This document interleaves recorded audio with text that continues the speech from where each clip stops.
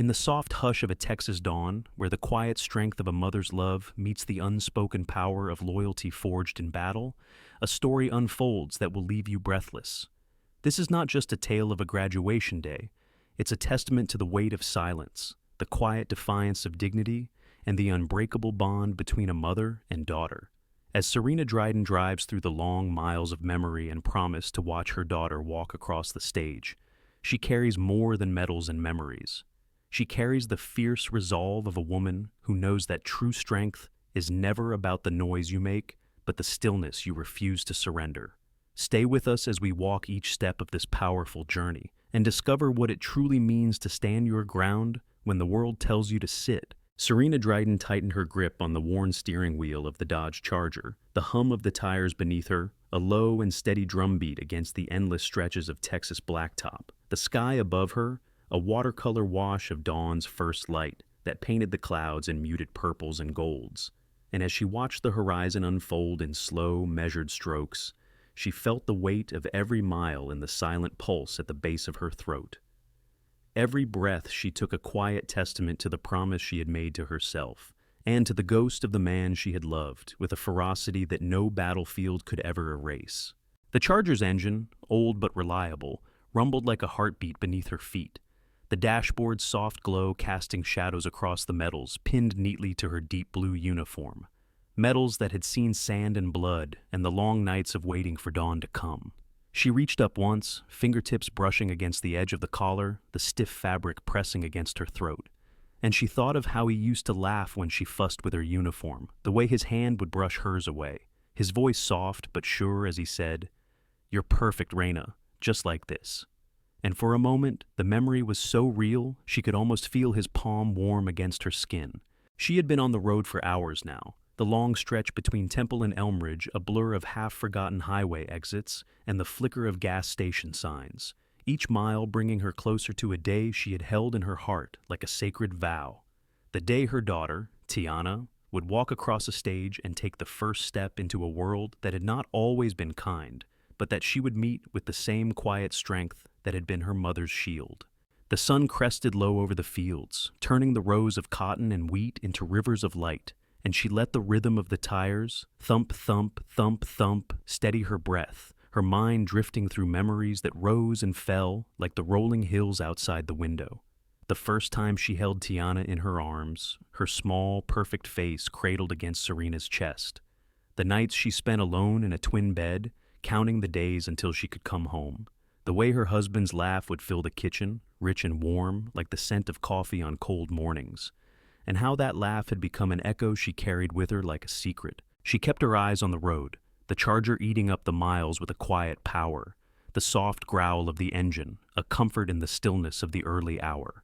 She could have flown, she knew, could have boarded a plane and been here in half the time, but there was something about the road, the slow unfolding of the land beneath her tires, that felt like a pilgrimage, each mile a prayer whispered into the hush of dawn, each breath a reminder of who she was and where she had come from.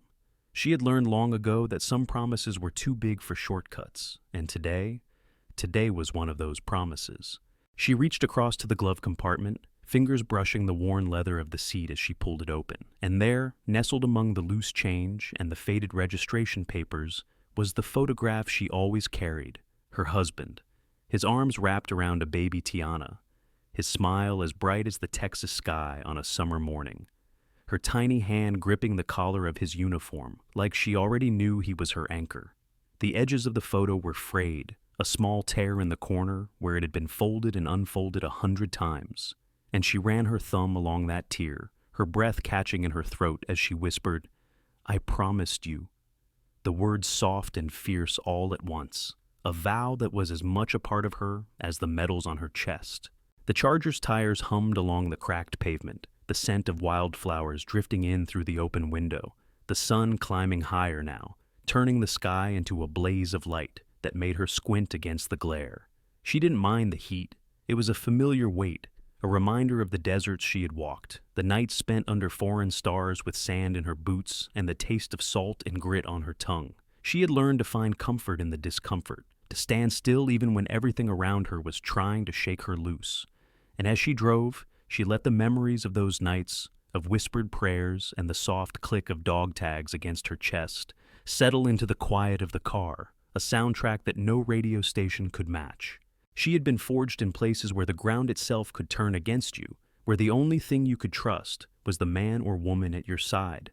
And though those days were behind her now, the lessons they taught her were written into the lines of her face, the set of her jaw, the steady rise and fall of her breath. She pulled into a gas station on the edge of a small town, no more than a blinking light and a weathered sign that read, "Welcome to Belton," the paint peeling in the Texas sun, and she stepped out of the car, the gravel crunching beneath her boots as she stretched, her muscles stiff from the hours behind the wheel.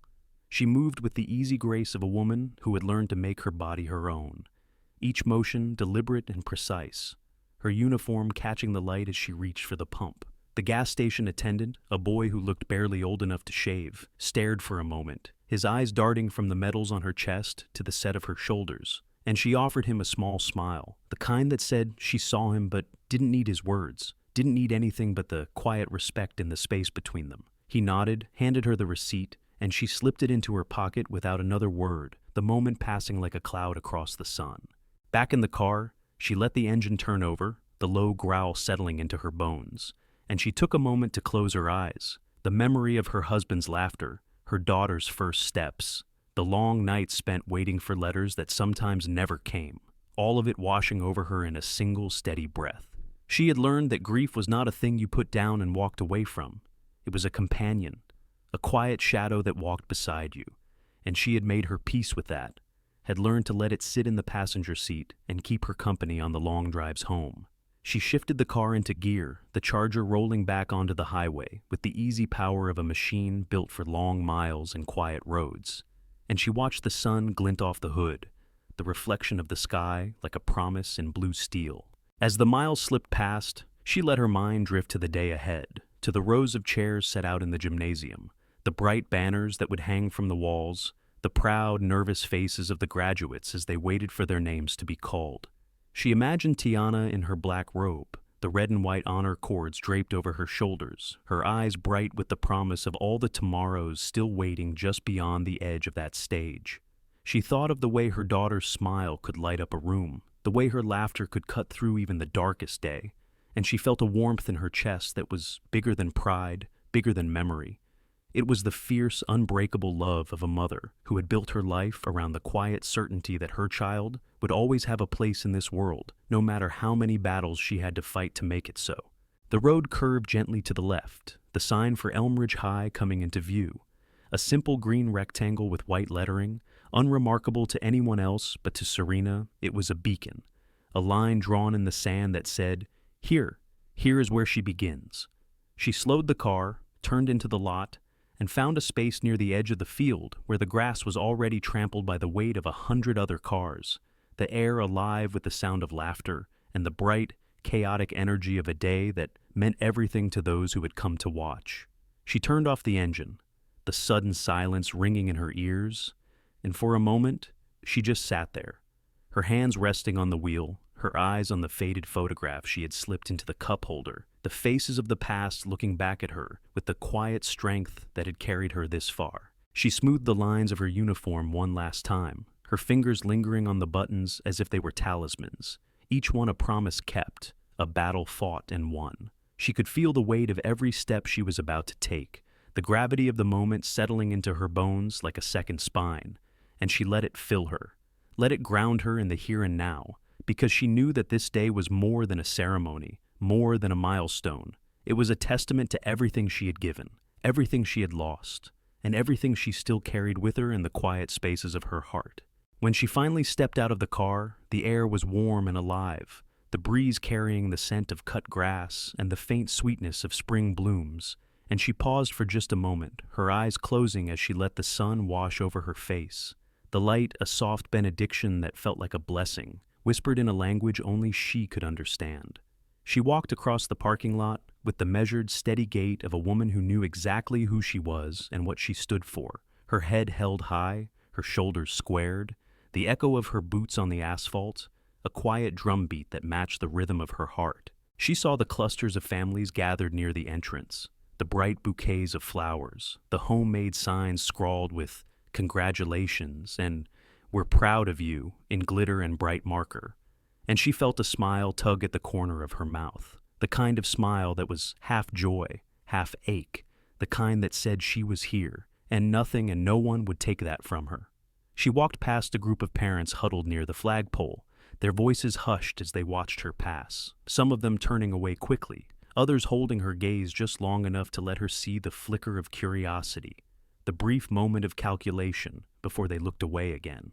She didn't let it touch her, didn't let it shift the calm center she carried inside her like a steady flame. She had learned long ago that people's stares said more about them than they ever did about her, and she had no patience left for anything that wasn't truth. At the door to the gymnasium, a young volunteer in a pressed white shirt and a headset met her gaze. His clipboard clutched in one hand, his eyes flicking down to the medals on her chest before bouncing quickly back up. "Ma'am," he said, his voice tight with the nervousness of someone who hadn't yet learned how to stand still in the face of quiet power. "Can I help you find your seat?" She handed him the ticket, her fingers steady, her eyes calm, and he swallowed once before nodding, his face flushing as he said, "Row 3, left side, right near the aisle, family seating." She inclined her head, a small nod of thanks, and moved past him without another word, the soft murmur of the crowd parting around her like water, her presence carving a path that no one dared block. The gym was alive with the rustle of folding chairs and the nervous laughter of teenagers trying to hide the way their hands shook, the banners that hung from the walls catching the light of the cheap fluorescent bulbs in bright flashes of silver and blue, each one a marker of a moment that would be remembered in 100 different ways by the people who had come to bear witness. She walked down the aisle slowly, her boots silent on the polished floor, her eyes scanning the rows of faces, the bright eyes of children who were no longer children, the soft smiles of mothers who had fought their own wars in kitchens and boardrooms, and long, sleepless nights. She took her seat, the hard plastic pressing against her back, the slight wobble of the chair, a small human imperfection in a day that was meant to be perfect, and she let her breath out slow and steady, her hands resting on her knees, her gaze fixed on the stage where her daughter would soon stand. In that moment, surrounded by the chaos and the chatter, the bright flicker of cell phone screens, and the low hum of anticipation, she felt the world narrow down to a single quiet point of focus. Tiana, her daughter, her pride, her promise kept. And as she sat there, the weight of the uniform on her shoulders and the photograph pressed close to her heart, she knew with a certainty that ran deeper than blood or memory that she was exactly where she needed to be, and nothing, no sideways glance, no whispered comment, no shadow of old prejudice could ever move her from this place. The quiet strength that held Serena in her seat felt almost physical, a weight that settled across her shoulders like a mantle woven from 1,000 yesterdays.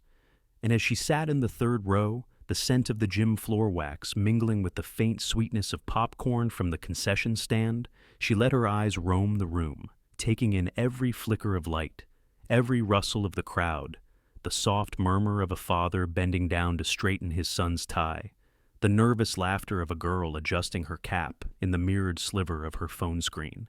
And she found herself tracing each moment as if she were sketching it into memory, knowing that this day would never come again, and that every second was precious in ways that words could never touch. She had learned to read rooms like this, the way the air shifted and the quiet tension that lived beneath the laughter, the small, almost imperceptible changes in posture and gaze that spoke volumes to someone who had spent years watching the world from behind a gunmetal visor.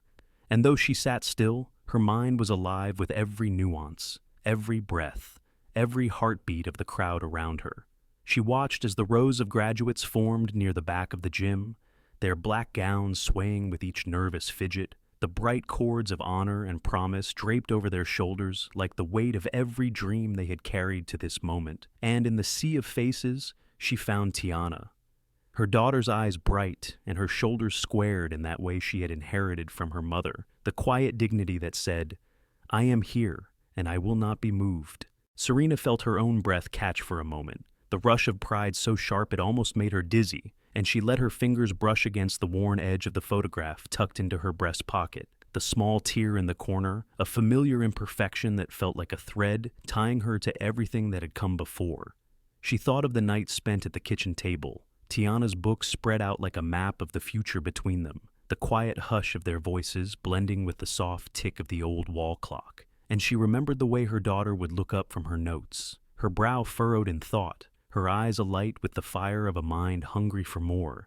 And in those moments, Serena had seen not just a child, but the shape of a woman who would take the world in her hands and make it hers. She let that memory settle into her chest now, a warmth that pushed back the chill of the air conditioning and the low, droning buzz of the gym lights, and she sat straighter, her spine a line of resolve that had been forged in the deserts of Kandahar and tempered in the quiet battles of motherhood. Around her, the low murmur of the crowd ebbed and flowed, a river of anticipation that rose and fell with the music that played over the crackling loudspeakers, and she watched as grandparents leaned on canes and walkers, their eyes shining with the weight of years and the fragile hope of this single day, as mothers wiped away tears before they had the chance to fall, as fathers shifted in their seats, their hands clenching and unclenching with the quiet urgency of pride and fear and love. She saw it all, the small dramas playing out in the spaces between words and glances, the way a brother would nudge his sister and grin, the way a friend would reach out and squeeze another's hand just long enough to say, "You've got this." It was the same everywhere she looked, the same fragile, beautiful truth that connected them all. This was a day that mattered, not because of the pomp and the ceremony, but because it was a moment carved out of the chaos of life, a pause that said, "Look at us. We made it." Serena let that truth settle into her bones, a quiet comfort that reminded her of every patrol she had ever walked, every dawn she had watched break over a horizon that was not her own. And she let her breath find its rhythm again, slow and even, the way she had taught herself when the world threatened to break her open. She glanced once at the empty seat beside her, the seat she had left for the man who would have been there, the man whose laughter she still heard in the quiet moments between heartbeats. And for a second the ache of his absence felt like a hand pressed against her ribs. But she did not flinch, did not let it show on her face. She had learned to carry that ache with her, not as a wound but as a reminder, a testament to the love that had built the foundation beneath her feet, the love that had never left her even when the man himself had become nothing more than memory and photograph. As the music shifted and the first notes of the national anthem filled the room, the crowd rose as one, the shuffling of feet and the rustle of programs folding like birds' wings against the hush of sudden reverence. And Serena stood too, her posture straight and her head held high, her hands resting at her sides in a stance that was at once parade ground and prayer, a quiet declaration that needed no embellishment. She did not place her hand over her heart as the others did. Her heart had always been steady, always been spoken for, and she let the music wash over her, the familiar words ringing in her mind like a promise she had made long before today. She thought of her husband then, the way he had stood so still at every ceremony, his hand always resting at his side in silent tribute to the men and women who had never come home, and she let that memory carry her through the last note, the hush that fell over the room, a soft exhale as the song faded into silence. She sat again as the announcer's voice crackled to life over the speakers, the first names of the graduates called in, careful, deliberate cadence, each syllable a marker of a journey that had taken years to build, and she let the rhythm of the names wash over her, her eyes fixed on the stage, but her thoughts 1,000 miles away, wandering through every late night and early morning that had brought her to this seat, to this moment. She did not fidget or glance at her phone or lean over to whisper to the people beside her. She sat still and quiet, her presence a calm center in the chaos of the day. And in that stillness there was a kind of power, the quiet strength of a woman who had nothing left to prove to anyone but herself. And in that stillness, Serena Dryden waited, her breath steady, her gaze unwavering, because she knew that soon, so very soon, her daughter's name would be called. And in that single moment, the weight of every mile she had driven, every memory she had carried, every sacrifice she had made, would come together in a moment that would belong to them both, a moment that would echo long after the last name had been called and the chairs had been folded away and the gym had fallen silent once more. Serena's gaze flickered to the line of graduates waiting at the far end of the gym, and she let her eyes linger on the tall figure of her daughter, Tiana's posture proud, but her hands fidgeting just slightly at the edges of her black gown, the red and white cords catching the light like small, defiant banners of everything she had worked for. In that fleeting moment, Serena felt a rush of love so fierce it almost took her breath away. The kind of love that was born not just of blood, but of every quiet sacrifice that had been made to bring them here. She let that feeling settle into her chest like a second heartbeat, a steady reminder of the life they had built together and the battles, seen and unseen, that they had both endured to stand on this brink of tomorrow. She shifted her weight in the hard plastic seat, feeling the creak of the metal legs beneath her and the faint give of the floor tiles under her boots, and she took in the sea of faces around her. Parents craning their necks to catch a glimpse of their children, grandparents dabbing at eyes that had seen too many of these moments slip away like grains of sand, and the quiet hum of whispered pride that swirled around them all like a warm, invisible current. Serena felt the edge of it brush against her skin, a silent testament to the hopes that crowded every breath in that room, and she let it wash over her, grounding her in a way that no uniform ever had. She reached up once, fingertips brushing the edge of her collar, and let the smooth fabric anchor her to the moment, a small, private ritual that no one else needed to see. The announcer's voice droned on, each name a brief flash of possibility in the air before it faded into the next. And Serena listened with half her mind, the other half turning over memories like stones worn smooth by time. The way Tiana's laugh had filled their small kitchen on Saturday mornings. The quiet determination that had glowed in her eyes when she decided she would make honor roll, no matter how late she had to stay up studying. The nights Serena had sat on the edge of her bed in the dark, the silence around her a comfort and a challenge, knowing that she would carry her daughter's dreams as carefully as she had ever carried a rifle, or a compass, or a prayer. These memories were woven into the very marrow of her bones. A constant reminder that though the world might see only the medals pinned to her chest or the careful cut of her uniform, it was the weight of love, fierce and unwavering, that had always given her strength. She let her breath find its rhythm again, the slow inhale and exhale that had steadied her in the field and in the nursery, in the barracks and in the kitchen. And she let her eyes rest on Tiana one more time, the small tilt of her chin, the way she held her shoulders just a little too straight, as if she could already feel the weight of every eye in the room pressing against her back. Serena smiled, a small private curve of her lips that she let herself have in that moment, and she whispered under her breath, so soft that only she could hear it. "You've got this, baby girl. I've got you." She felt the first flicker of tension in the room, even before the rest of the crowd did, a subtle shift in the air like the hush before a storm. And she turned her head slightly, catching sight of two men in black polo shirts and cargo pants moving down the aisle with a kind of purpose that had nothing to do with pride or family or ceremony. She recognized the look in their eyes immediately, the tight set of their jaws, the way their hands hovered too close to the radios clipped at their belts, and though her pulse quickened for a single breath, her expression did not change. She had seen that look before, in boardrooms and back alleys and barracks half a world away, and she had long ago learned that the best weapon was often the one you didn't have to draw. As they approached, she felt the weight of their presence press against the edge of her calm, and she let her shoulders settle even straighter, her hands resting lightly on her knees, her uniform a silent shield that needed no explanation. The shorter of the two leaned down, his breath catching in the quiet space between them, as he said, "Excuse me, ma'am. We're going to need you to come with us." His voice was low and careful, but she could hear the edge in it, the faint rasp of authority that had not yet learned how to balance power with respect, and she turned her head to meet his gaze, her own eyes calm and unflinching as she asked, "Is there a problem?" The second guard shifted beside him, taller and lanky, the gum he chewed clicking softly in the hush of the moment, and he spoke then, his voice pitched just loud enough to carry to the row behind her. "This section's for families of graduating seniors. There's seats in the back. Let's not make this anything it doesn't have to be." Serena felt a flicker of something, an old, familiar burn low in her chest, but she did not let it touch her voice, did not let it crack the stillness she wore like a second skin as she reached into her coat and pulled out the printed ticket, holding it out with steady hands. "This is my seat," she said softly, the words clear and certain. "Third row, left side. Family seating confirmed." The short guard didn't even glance at the ticket, his eyes skimming past it like it was nothing more than paper, and not the proof of her belonging, and for a moment, Serena felt the weight of every time she had ever been told to prove herself settle like lead in her veins. But she did not flinch. "It was full when I sat down too," she said quietly, her voice a low thread of steel beneath the calm. "You want to tell me who gave that order?"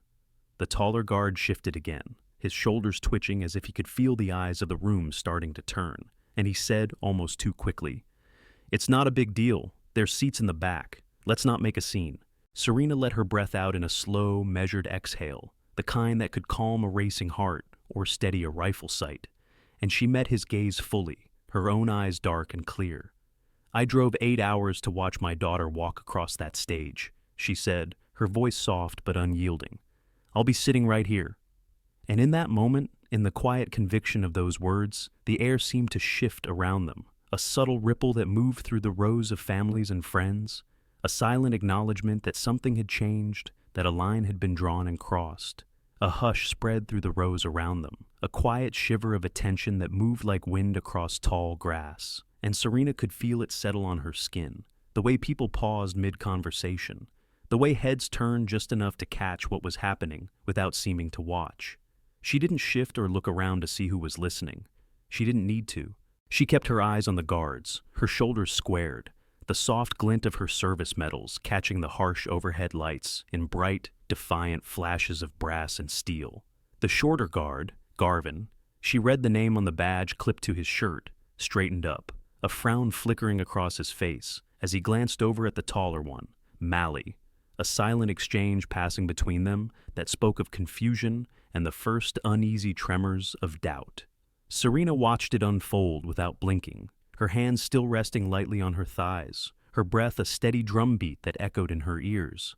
Beside her, a woman with pale skin and worried eyes leaned closer, her voice a soft tremor as she whispered, "Don't you let them move you." Serena gave a small nod of acknowledgement, nothing more. She didn't need the woman's words, but she understood the intention behind them, the quiet solidarity that could live in a stranger's whisper. Garvin cleared his throat, his hand dropping to the radio at his hip, his thumb brushing the button as if the thought of calling for backup might steady the uncertainty creeping into his voice. "Ma'am," he said, louder now, his tone shifting from polite suggestion to something harder, something that tasted of old resentments and the sharp edge of entitlement. "I'm going to ask you one more time." "You can ask all day," Serena said softly, her voice low but carrying in the sudden quiet. "I'm not moving." The words were simple, almost gentle, but they landed like stones in the stillness of the room, the quiet conviction of them a challenge and a promise all at once. She could feel the air tighten around them, the way it did in the seconds before a firefight, that breathless hush that said everything could still go either way. Mally shifted his weight, his jaw working around the piece of gum like it was the only thing anchoring him to the moment, and he leaned closer, lowering his voice as if that might make the words easier to swallow. "Maybe you'd be more comfortable in the back," he said, the phrase slipping from his lips like oil on water, a practiced dismissal that she had heard in boardrooms and briefings, in waiting rooms and doorways half a world away. And there it was. Serena felt it in her chest, the old familiar sting of being told to take up less space, to step aside, to be smaller and quieter, so that someone else could feel bigger. She didn't let it touch her expression. Her face was calm, her eyes clear, but inside, something ancient and unyielding settled deeper into her bones, the kind of quiet strength that had carried her through sandstorms and sleepless nights, and the long, aching weight of deployments that never seemed to end. She didn't move, didn't blink, just let the silence stretch out between them like a live wire. The room seemed to hold its breath with her, the rows of parents and children frozen in that small, electric moment. And in that stillness, Serena understood that this was no longer about a seat in a crowded gymnasium. It was about dignity. It was about the promise she had made to herself, and to the memory of the man who would have sat beside her, his laughter bright and his hand warm in hers. It was about every moment she had stood her ground when the world said she should step back. The radio on Garvin's belt crackled softly, a burst of static that felt almost too loud in the hush, and he shifted again, his shoulders stiff and his mouth a tight line as he muttered something into the mic, his eyes never leaving hers.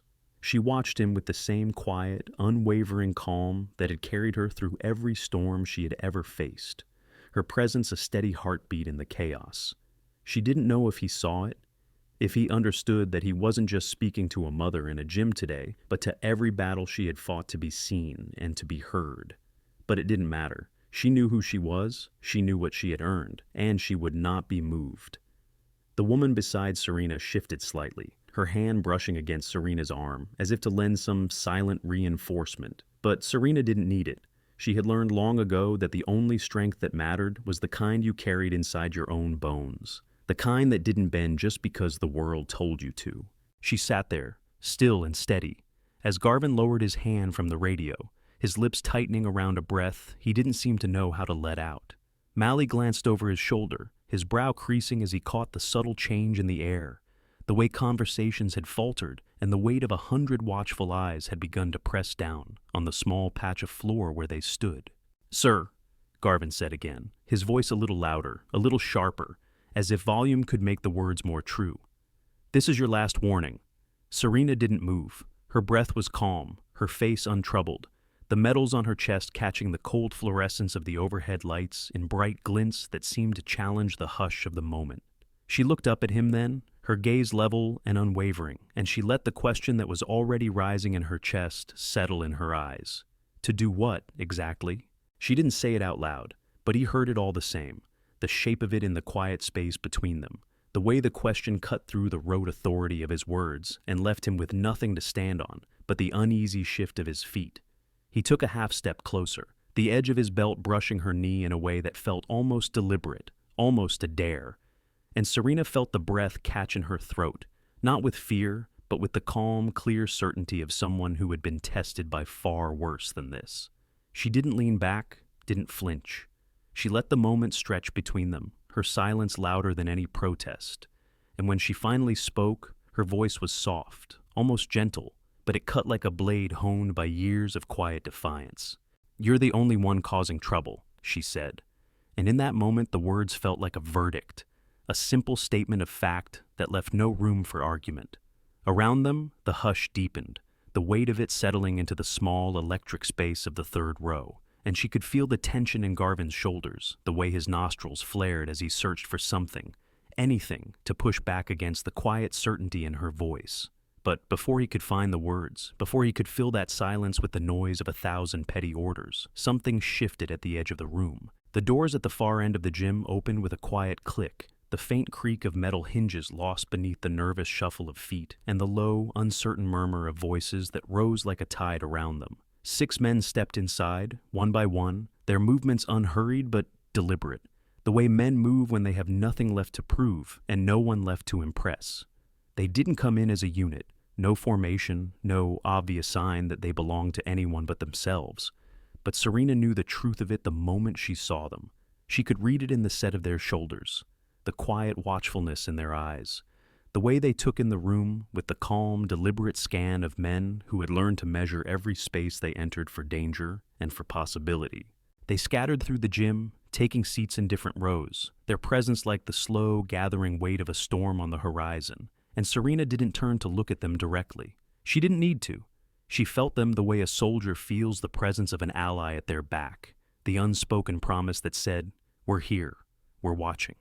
She let her eyes rest on Garvin instead, watched the flicker of confusion and then unease that crossed his face as he realized the dynamic in the room had shifted, the balance of power no longer tilting quite so easily in his favor. He didn't understand yet, not fully, but Serena could see the question in his eyes, the first faint edge of doubt that said, maybe, just maybe, this wasn't going to go the way he thought it would. She didn't smile. She didn't speak. She simply sat there, her silence as steady as the beat of her heart, and waited. Because she knew that sometimes the most powerful thing you could do was nothing at all. Just sit and let the weight of your own certainty fill the space around you until the world had no choice but to bend. For a long moment, the only sound was the crackle of the old speakers overhead and the soft, uncertain shuffle of feet as the audience pretended to shift in their seats, their curiosity wrapped in the thin veneer of polite attention they gave to the stage. Serena didn't let it touch her, didn't let the low murmur of voices or the quick glances break the steady calm she carried like a shield. Garvin's jaw worked, his breath coming faster now, the first threads of uncertainty pulling at the edges of his authority. But he didn't back away. Instead, he leaned closer still, his voice dropping to a rough whisper meant for her ears alone. "You think wearing that uniform makes you better than everybody else?" he asked, the words sharp as a blade and twice as cutting. "This isn't your base. This is a high school gym." The words settled in the air between them, like a slap, and for a brief crystalline moment, Serena felt the weight of them. 1,000 moments of being told to sit down, to stay quiet, to know her place, flicker through her mind like a film strip running too fast to catch, and then it was gone. The old pain replaced by something steadier, something stronger, the quiet, unshakable certainty of a woman who had long since stopped asking permission to exist. She didn't blink. She didn't flinch. She let the silence stretch between them, let it fill the space so completely that even the restless shuffle of the audience fell away. And when she finally spoke, her voice was soft, but it carried, each word clear and measured and final. "You need to walk away," she said. And in that simple statement was every mile she had driven, every promise she had kept, every battle she had ever fought to claim her place in a world that would rather see her silent. Garvin's nostrils flared, a flush creeping up his neck, and his hand dropped to the front of his belt, not on a weapon, but close enough to make the implication clear. Serena didn't move. She didn't need to. She had learned long ago that there were some lines you didn't cross, not because you were afraid, but because you had nothing left to prove. She let her breath settle into the stillness, the slow rise and fall of her chest, a calm, steady rhythm that said more than any raised voice ever could. And that was when she saw him, Creed Marston, standing from his seat a few rows back, his broad shoulders cutting a quiet, imposing figure against the sea of folding chairs and anxious families. He didn't shout. He didn't posture. He simply stepped into the aisle with the kind of calm focus that said he had seen worse than this, that he had faced down storms and men who thought they could break him and come out the other side unbent. His voice was low and even, the kind of voice that didn't rise to get attention, but dropped just enough to make everyone else stop talking. "Is there a reason this woman is being bothered?" he asked, his tone more a statement than a question. And the hush that followed was almost physical, a ripple of breath that moved through the rows like a wave. Garvin turned his head, his mouth opening as if to protest, but Creed didn't give him the chance. He took another step forward, the quiet weight of his presence filling the space like the first roll of thunder in a gathering storm, and he said it again, his voice sharper this time, edged with the steel of a man who had no patience left for petty power plays. "You're embarrassing yourselves," he said, and there was no threat in his words, no anger, just the calm, cutting truth of someone who had seen enough of the world to know exactly what kind of men stood in front of him. Around them, the silence deepened, the low hum of the crowd fading until it was just the soft click of a phone camera somewhere in the back. The breathless hush of a room that understood, at least in some small way, that something was happening here, something that mattered. Serena let her eyes meet Creed's for the briefest of moments, a small, silent nod that passed between them. Not a thank you, not a request. Just recognition, the kind that didn't need to be spoken because it was already written in the lines of their faces and the quiet strength in their spines. She let that moment settle into her chest, let it ground her even more firmly in her seat. And she waited, because she knew the moment wasn't over yet. Not by a long shot. The principal, a thin woman in a navy blazer, rose from her chair near the stage, her eyes darting nervously between the two guards and the man now standing in the aisle. And Serena saw the subtle tilt of her head, the quick gesture of her hand, as she tried to catch the attention of the assistant principal at the back of the gym. She could almost hear the silent calculations running through the woman's mind, the delicate balance between maintaining order and acknowledging the quiet, gathering weight of the moment. And for a brief second, Serena almost felt sorry for her. Almost. Creed didn't move, didn't raise his voice or square his shoulders in some show of strength. He just stood there, his hands at his sides, his gaze steady and unflinching, and it was that quiet certainty that seemed to speak louder than any shouted command could have. Garvin shifted his weight from foot to foot, his eyes flicking to Mally as if searching for backup. But Mally only stared at the floor, his jaw working around the piece of gum like it was the only thing tethering him to the moment. The tension in the room felt like static, a crackling pressure that pressed against the skin and made every breath feel sharper. And Serena let it settle into her chest, let it ground her even more firmly in her seat. "You've got two choices," Creed said quietly, and his voice was so calm, so deliberate, that it almost sounded like a prayer. "Walk away now, or watch this go somewhere you don't want it to go." The words weren't a threat, but they carried the weight of a promise, the kind of promise that didn't need to be shouted to be believed. Garvin's mouth twitched, the flush on his neck deepening as he truly realized for the first time, that this was no longer about him or the small authority stitched into the badge on his chest. This was about something older, something bigger, and it was a current he didn't have the power to turn aside. Mally's shoulders slumped, the tension in his posture bleeding out in a slow, shuddering breath. "Let's just back off, man," he said, his voice low and unsteady, but Garvin's jaw clenched, his hand still hovering at his belt, like a reflex he didn't know how to quiet. Serena watched it all, her gaze calm and steady, her breath slow and even, and she let the silence stretch around them like a shield. She knew that sometimes the most powerful thing a person could do was simply to be still, to let the noise and the bluster wash over them without ever letting it touch the core of who they were. Finally, Garvin's shoulders dropped, the fight draining out of him like water from a punctured canteen, and he took a half step back, his mouth a thin, tight line of frustration and something else, something that looked almost like respect, though he would never have admitted it. The principal's voice came then, soft but firm, the final note of authority in a room that had seen too many small, desperate commands that day. "Thank you, gentlemen," she said, her tone clipped and professional, and she gestured toward the back exit, the small, decisive movement of her hand cutting through the last threads of tension that clung to the air. Garvin and Mally didn't look at anyone as they turned and walked away, their footsteps swallowed by the low murmur of voices that had already begun to rise again, the crowd shifting like a living thing around the sudden vacuum of their absence.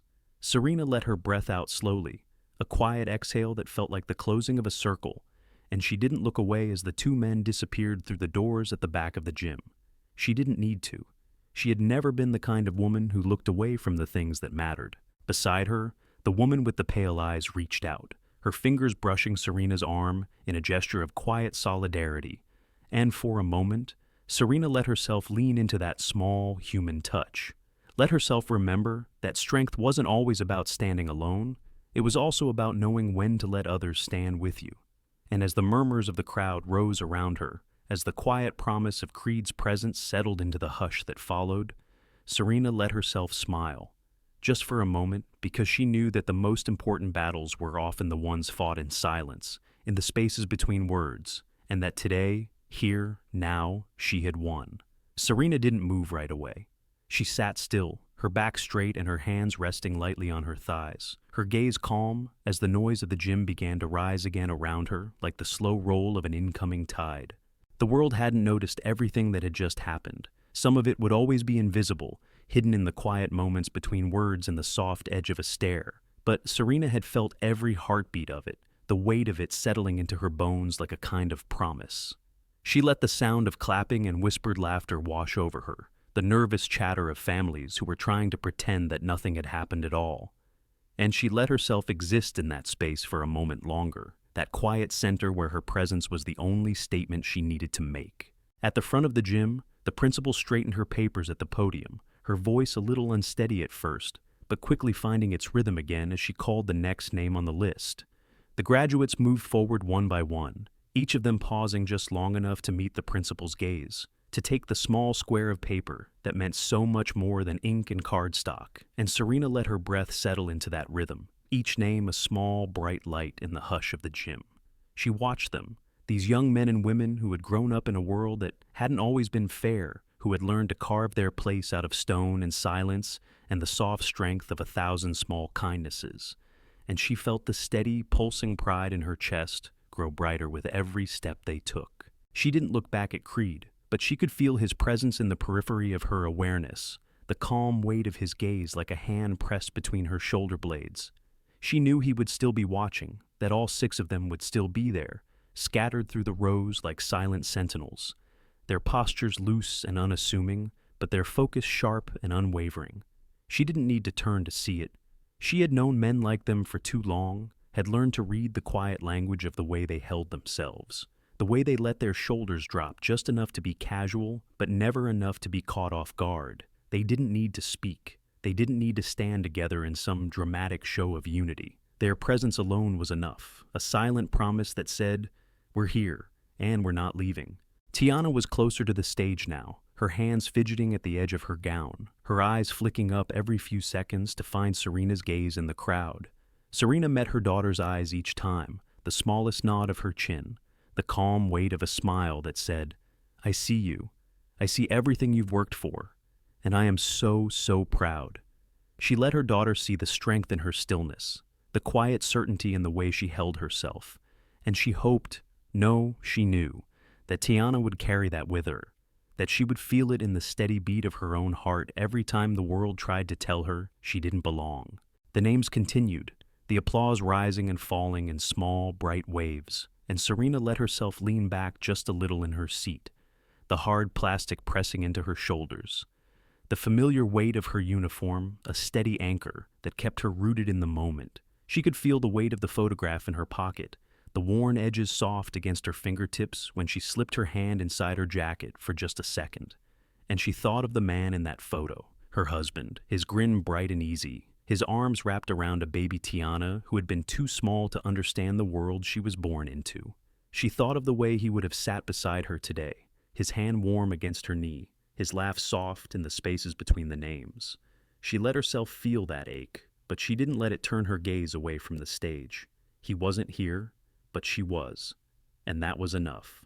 When the next name was called, she saw Tiana take a breath, saw the way her shoulders squared just a little more, the quiet shift of her weight that said she was ready, ready for this moment, ready to claim every inch of space that was hers to stand in. And Serena felt her own breath catch, the air thick and heavy in her lungs, because she knew that this was it, the culmination of everything they had fought for, everything they had held close and protected and nurtured like a fragile flame in the dark. She didn't move. She didn't blink. She just watched, her heart beating in time with her daughter's footsteps, each one a small, fierce promise that said, I am here, and I am enough. The air seemed to hold its breath as Tiana's name echoed through the gym, the announcer's voice clear and steady, the syllables ringing out with a quiet weight that made even the restless shuffle of the audience fall away for a moment. Serena felt the hush settle around her like a soft cloak, the sudden stillness almost reverent, and she watched as her daughter took that first step forward, the black robe swaying around her legs, the red and white cords catching the light like a promise. She saw the small tremor in Tiana's hands, the flicker of nerves that she had tried so hard to hide, and her own heart clenched with a fierce, protective tenderness that had nothing to do with medals or titles or the long miles that had carried her here. The 6 SEALs still standing throughout the gym moved almost as one, the quiet shift of their shoulders and the calm, deliberate stillness of their postures, a silent chorus of respect that resonated louder than any applause. One by one, they raised their hands and began to clap. Not the polite, hesitant applause of an audience unsure of what they were witnessing, but a deliberate, measured rhythm that felt like the slow beat of a war drum, the kind of sound that said, we see you. We see the strength it took to stand here today. The crowd picked it up a heartbeat later, the applause swelling in small, bright waves, a rush of warmth and pride that filled the room until it felt too big to contain. Serena watched it all with her breath caught somewhere between her lungs and her throat, her hands folded in her lap, but her knuckles white against the pale fabric of her gloves. She didn't clap. She didn't need to. Her entire being was an applause. Every line of her posture, every quiet breath she took, every steady beat of her heart. She saw the way Tiana's chin lifted as she reached the center of the stage, the way her shoulders squared beneath the black robe, and she felt a soft ache in her chest that was equal parts pride and memory. For a moment, Serena could almost see her husband standing beside her, his arm draped casually around her shoulders, his smile a quiet echo of the one that curved her own lips now. She could feel his presence in the quiet weight of her medals, in the solid line of her spine, in the steady, unwavering calm that had always been the bedrock of their family. Tiana took the small diploma folder from the principal, her fingers trembling for just a second before they tightened around the cool, smooth edge, and she turned toward the audience, her eyes sweeping across the rows of faces until they found Serena's. Their gazes locked, a small, quiet smile passing between them, like a secret. And in that single moment, Serena felt the world narrow to a single point of light, a single breath that said, I see you. I see everything you've worked for, and I am so proud of you. She let that smile grow just a little, let it soften the line of her jaw, and the hard edge of her shoulders, and she felt the tension in her chest ease like the slow exhale of a long-held breath. Tiana stepped off the stage then, her steps steady and sure, the applause still rolling through the gym in bright, warm waves. Around her, parents wiped away tears they didn't even realize they had shed. Friends leaned in to slap hands and whisper congratulations, and in the sea of bright faces and soft laughter, Serena saw the way her daughter carried herself, head high, shoulders back, every inch of her posture saying, "I earned this, and I will not let anyone take it from me." It was the same quiet defiance Serena had worn in every formation she had ever stood in, the same quiet strength that had carried her across battlefields and into boardrooms and back home again, and she felt her chest swell with a pride so fierce it almost brought tears to her eyes. She didn't let them fall. She had learned long ago that tears were not the measure of feeling, that pride and love could be carried just as fiercely in the set of your shoulders and the quiet steadiness of your breath. So, she sat there, calm and still, and she let her daughter's triumph wash over her like a sunrise, bright and unstoppable and entirely her own. As Tiana made her way back to her place among her classmates, the gym seemed to exhale, the applause fading into a low, rolling murmur of conversation and quiet laughter, the soft rustle of programs and the bright chatter of names still waiting to be called. Serena sat there in the third row, her back straight and her breath steady, and she let herself absorb every detail of the moment, the faint squeak of the folding chairs, the sweet tang of popcorn that still lingered in the air, the way the overhead lights flickered and buzzed like small, restless insects. Around her, families leaned together, shoulders brushing and voices hushed in that soft, intimate way that said, "We did this. We made it through." But Serena didn't need to lean on anyone. She had built her strength on the long, quiet road that had carried her here, and she was content to sit alone in the steady glow of her daughter's triumph. She let her gaze drift over the stage one last time, the bright banners proclaiming "Class of 2024" in big silver letters that shimmered in the harsh fluorescent light, and she felt the soft ache of memory stir in her chest, of all the times she had stood in front of a different kind of banner, the weight of her rifle heavy in her hands, the long, breathless hush of a dawn that promised everything and nothing all at once. She thought of the way her boots had sunk into the hot sand of Kandahar, the air thick with dust and the quiet, steady rhythm of her own breath in the tight, muffled world of her helmet. And she thought of how she had come home, again and again, carrying the weight of those moments like a second skin, never letting it slow her down, never letting it make her smaller. In the row behind her, she heard a father's low voice murmur, "You must be so proud," and she let herself turn her head just enough to meet his eyes, a small, steady smile curving her lips as she said, "I am." The words were simple, but they carried a weight that only she could fully understand, a weight built of every mile she had driven, every night she had spent alone with the ache of missing someone who would never come home again. Every moment she had fought to stand in the small, quiet spaces the world tried to keep from her. It was the kind of pride that didn't need to be shouted to be heard. As the ceremony continued, the names rolling on in careful cadence, Serena let her eyes rest on her daughter's back, the smooth line of her shoulders and the bright, determined tilt of her chin. She saw in that posture the shape of her own strength reflected back at her, a quiet echo of the battles she had fought and the steady, unshakable calm that had carried her through them. And she knew, deep in her bones, in the slow, steady beat of her heart, that no matter what came next, no matter what new storms might rise on the horizon, Tiana would be ready. Because she had learned from her mother not just how to stand still in the face of doubt, but how to claim every inch of space that was hers by right. The principal called another name, the applause rising and falling in soft waves, and Serena let her breath settle into that rhythm, the slow, steady cadence of a day that was both an ending and a beginning. She felt the weight of the photograph in her pocket again, the worn edges pressing into her side like a quiet reminder of everything she had carried to this moment, and she closed her eyes just long enough to let the warmth of it settle into her chest. When she opened them again, she let her gaze drift back to Tiana, her daughter's head bent as she spoke softly to the girl beside her, a shy smile playing at the corners of her lips, and Serena felt a quiet, powerful joy rise in her chest. It wasn't loud or flashy. It didn't need to be. It was the kind of joy that came from knowing that no matter how long the road, no matter how heavy the weight, there was always a way forward, and that sometimes the most powerful thing you could do was simply to sit still and let the world see you exactly as you were, unflinching, unbowed, and completely beautifully enough.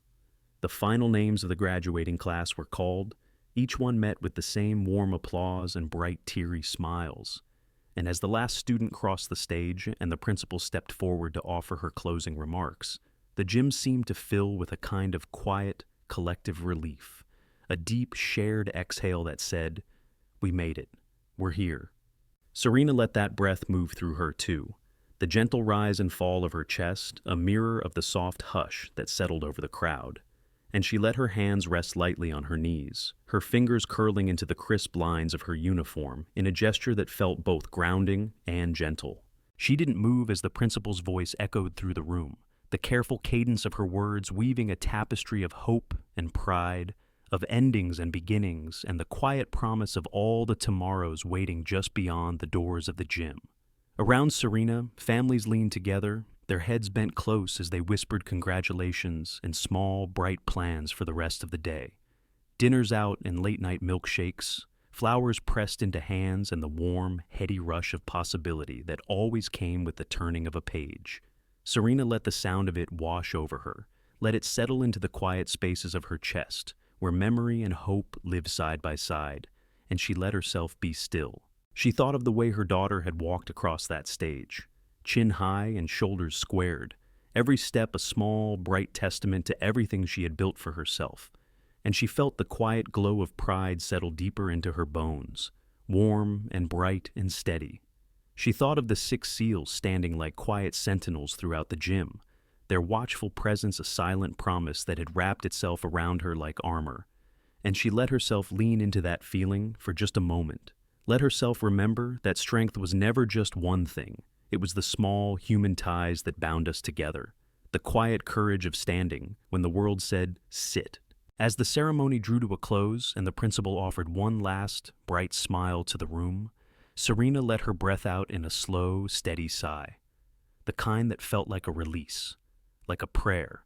The students stood then, the sea of black gowns and bright cords moving as one as they turned to face the crowd. And she watched as Tiana's eyes found hers in that final moment, the smallest, proudest smile curving her daughter's lips in a way that felt like a secret shared between them. Serena didn't smile back, not at first. She just let her daughter see the calm, steady pride in her eyes, the soft strength in the set of her shoulders. And in that quiet exchange she knew, absolutely knew, that Tiana understood. This was her moment, but it was also theirs. A culmination of every promise whispered in the dark, every mile driven, every quiet refusal to be moved. The principal's final words echoed through the gym, the air electric with applause as she declared the class of 2024 graduated, and for a heartbeat, the room erupted into cheers and laughter, the bright, chaotic noise of possibility and relief and joy. Serena didn't clap, didn't move. She let herself exist in that hush of her own breath, the calm center of a world in motion. And she let herself feel the weight of the moment in her bones, the soft, quiet pride of a mother who had fought for every inch of this day, the fierce certainty that her daughter would never have to fight those same battles alone. And in that moment, just for a breath, just for a heartbeat, Serena Dryden was exactly where she needed to be, present, unwavering, and absolutely beautifully enough. The crowd rose in waves, a restless tide of color and sound, as families pressed forward to find their children, to wrap them in hugs that said everything words could never quite reach. Serena stayed in her seat for a moment longer, her breath steady and her hands still folded in her lap, letting the chaos of celebration move around her without pulling her in. She had always understood that some moments needed to be held in silence, that the weight of them was too precious to share too quickly, and she let herself sit there, in the center of the noise and the laughter, and feel the quiet echo of her own heartbeat in her chest.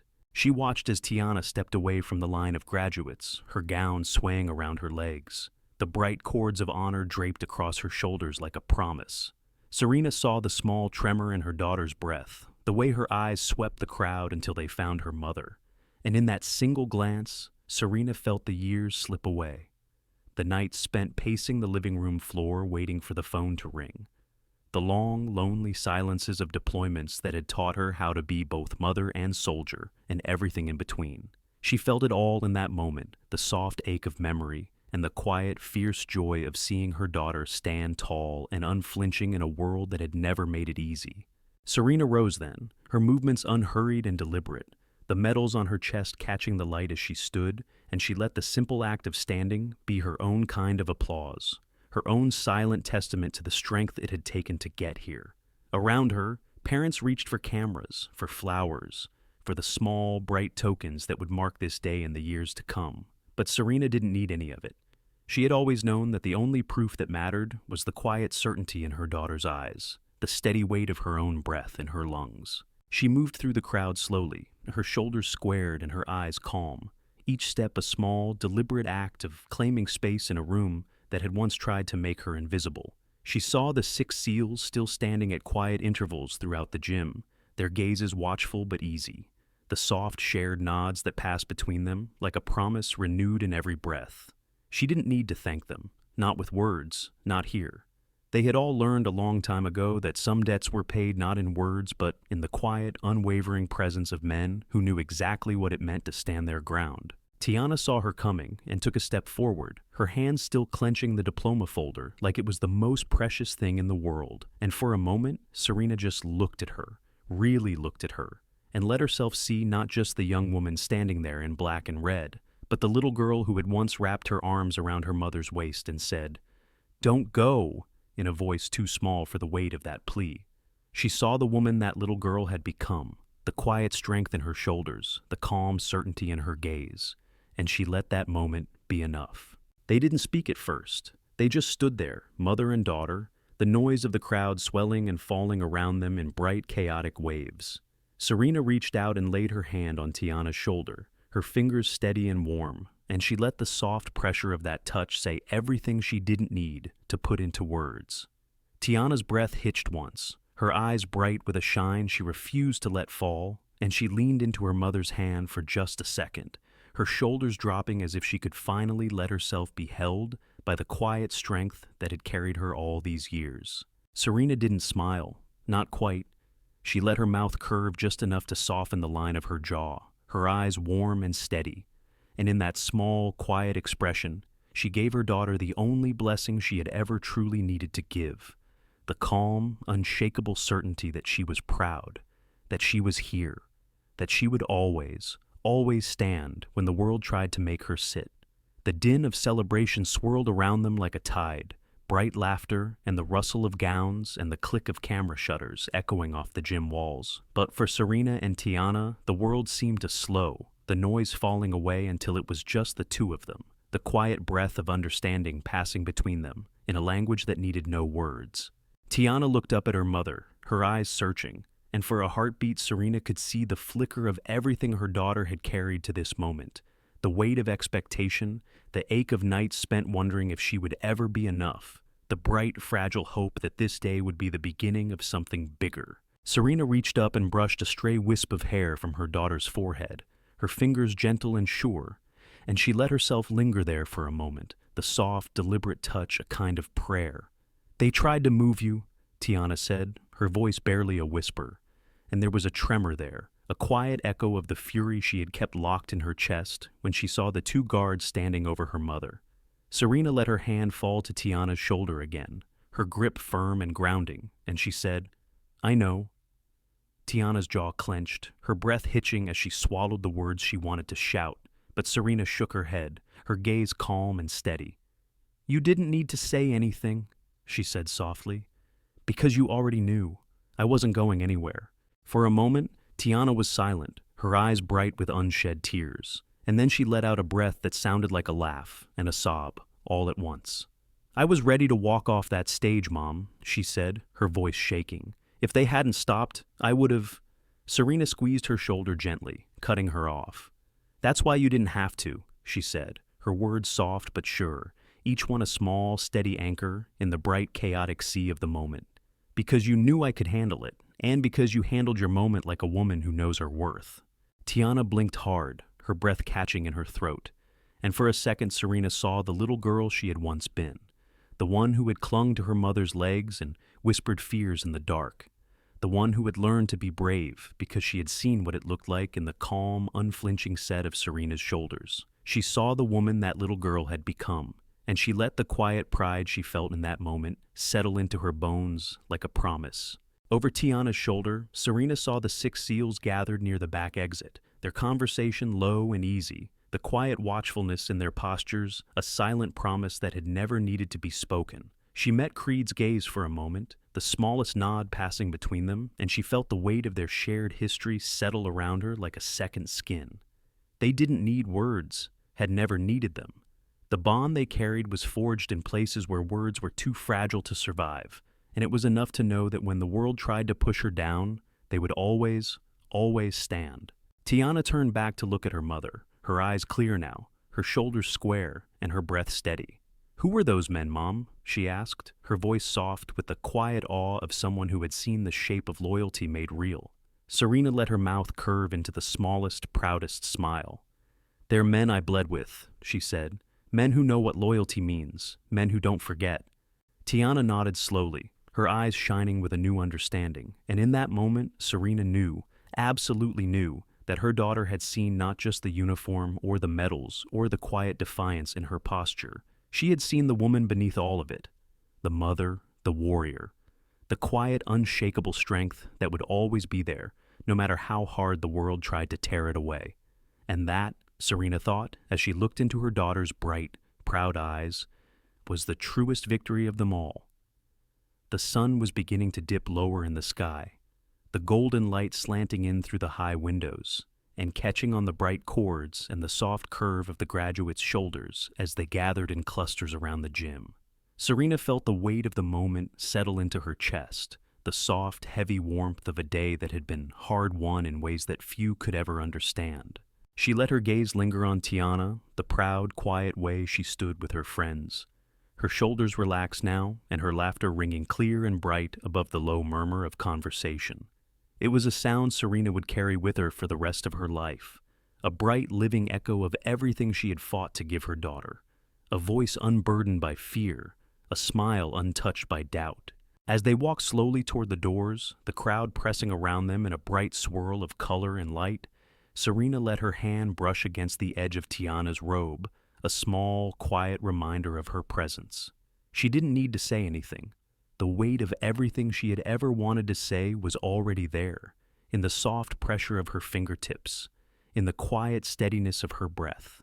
Outside, the air was warm and soft, the faint scent of freshly cut grass carried on the breeze. And she paused for a moment, just beyond the threshold, the slow, steady rhythm of the day still echoing in her bones. Creed stood a few paces away, his broad shoulders easy and his eyes calm as he watched the last of the families drift toward the parking lot. The quiet conversation of men who had nothing left to prove passing in low, steady currents between the other seals nearby. Serena met his gaze across the soft twilight of the doorway, the small, almost imperceptible nod that passed between them, a testament to everything that had been shared in the quiet, breathless spaces of the day. "You okay?" he asked, his voice low and even, and Serena let her breath out in a soft sigh, the smallest smile curving her lips as she nodded. "I've been through worse," she said, her voice carrying the quiet, measured weight of someone who had learned long ago how to stand her ground. Creed smiled faintly, his eyes soft with understanding. "Yeah," he said, his voice threaded through with a kind of easy warmth that was born of 100 battles shared and survived. "But it still shouldn't have happened." Serena shrugged slightly, the gesture quiet but resolute. "No," she agreed, her gaze drifting back to the fading light that fell across the edge of the parking lot. "It shouldn't have." For a long moment, they just stood there in the soft hush of the evening, the quiet weight of shared history wrapping around them like a shield. Then another seal stepped forward, Javier Meeks, his grin wide and easy as he offered a quiet, almost teasing murmur. "We tried to stay low-key, but once that guy put his hand near his belt..." He let the words trail off, a low chuckle filling the space between them, and Serena let herself smile, the soft line of her mouth bright with something like relief. "You all did what needed to be done," she said simply, and they nodded, the quiet weight of that truth settling between them like the final note of a song. For a heartbeat longer, they let the silence stretch between them, the warm glow of the setting sun washing over their shoulders. And then Serena turned back to Tiana, who was waiting near the flagpole, her gown unzipped and the diploma folder clutched in one hand. She saw the way her daughter looked back at her breath steady and her shoulders relaxed, and she felt a kind of quiet peace settle into her chest, the slow, certain knowledge that whatever battles lay ahead, they would face them together, mother and daughter, unbreakable and unbowed. And in that small, shining moment, Serena Dryden knew, with a fierce, unshakable certainty, that this was what it meant to truly stand your ground, to be present, to be still, and to let the quiet weight of your own dignity speak louder than any words ever could. The last of the families drifted away from the gym, the final laughter and bright chatter echoing into the soft hush of the evening. Serena and Tiana walked together through the parking lot, the Charger's dark silhouette waiting like a promise at the edge of the crowd. The warm Texas air smelled of cut grass and warm asphalt, the sun dipping low behind the bleachers and turning the world to soft gold. Tiana held her diploma close, her fingers tracing the embossed letters as if she could etch them into her skin, and every few steps she would glance sideways at her mother, the quiet, unspoken question in her eyes. "Did I make you proud?" Serena didn't answer aloud. She didn't need to. She let her hand brush against Tiana's back, a small, steady pressure that said everything her words never could. At the car, Tiana paused, her hand resting on the door handle, and she turned to look at her mother, her breath catching for a moment, as if she were about to say something she had held back all day. "Why didn't you shout?" she asked softly, her voice so quiet it was almost lost in the low hum of the evening. "Why didn't you fight them harder?" Serena leaned against the car, the faint heat of the metal grounding her, and she let her gaze settle on her daughter's face, calm and steady and full of a strength she hoped Tiana would carry with her for the rest of her life. "Because I didn't need to," she said finally, her voice low and even. "I don't have to raise my voice to be heard, and I don't have to stand to know my place." Tiana's eyes shone, the last glow of the sunset catching the unshed tears she refused to let fall, and she nodded once, her breath steadying. "I want to be like that," she said, her voice a whisper of promise and prayer. "I want to be like you." Serena smiled then, soft and proud and fierce, and she reached out to cup her daughter's cheek, her thumb brushing away the last trace of doubt from the curve of her jaw. "You already are," she said. "Every step you took today, every breath you held when it would have been easier to shout, you're already more like me than you know."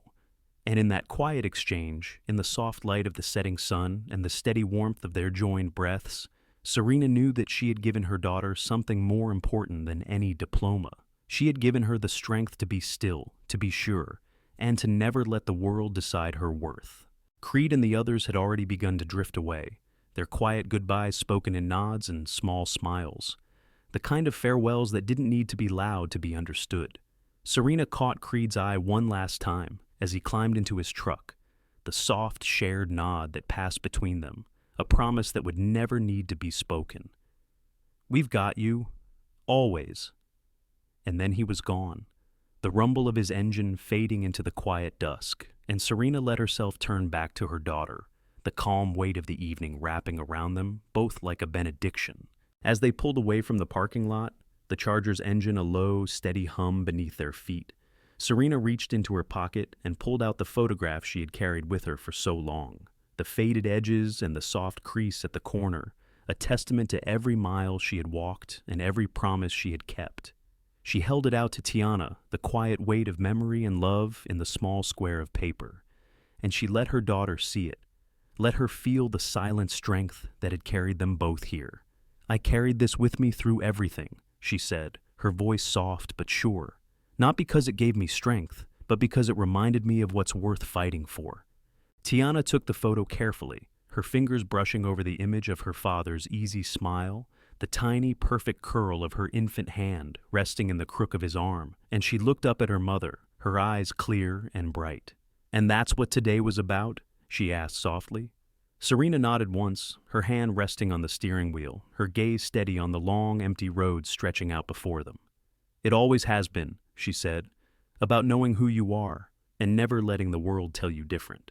The car moved forward, the last of the sun slipping below the horizon, and the quiet hush of twilight settling in around them. And as they drove away from the gym, Serena let her breath out in a long, quiet sigh, the kind that felt like the closing of a circle and the beginning of something new all at once. Outside the window, the world turned to soft shadow and quiet gold, and Tiana leaned back in her seat, her hand still holding the photograph, her breath slow and steady. For a long moment, they didn't speak, and they didn't need to. In that hush, in the quiet strength of their shared silence, Serena knew that this was what it meant to be unbreakable, not the medals or the uniform or the quiet deference of men who had once shared the weight of war, but the calm certainty of a woman who knew her own worth and had passed that unspoken legacy to the daughter she loved more fiercely than she had ever loved the sound of her own voice. And as they drove home, the road unspooling ahead of them like a promise, Serena Dryden let the quiet strength of that moment carry her forward, her daughter's laughter soft in the darkness, her own breath steady and sure, and she knew with a certainty as deep as bone that whatever lay ahead, they would meet it the way they always had, together with quiet dignity and unflinching resolve, unmoved, unbroken, and absolutely beautifully enough. Thank you for walking with us through this powerful journey of quiet defiance and unwavering dignity. Serena and Tiana's story is a reminder that true strength doesn't always roar. It often sits still, breath steady and eyes calm, and dares the world to move first. If this story touched you, share it with someone who needs to be reminded of the quiet power we all carry inside. Subscribe for more stories of resilience, courage, and the moments that define us. And in the comments below, tell us about a time you stood your ground. Your story deserves to be heard too.